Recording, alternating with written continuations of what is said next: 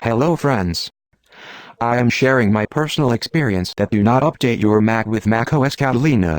When I updated my Mac with macOS Catalina, I lost control on Apple ID and finally I had to reinstall old version macOS Mojave. This process may result losing your all data from Mac if you had no any backup for this. Here is what the other community is talking about macOS Catalina issues that can give you better idea.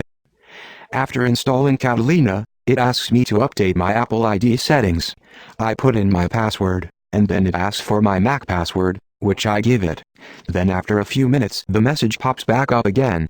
Happens on both my MacBook and iMac.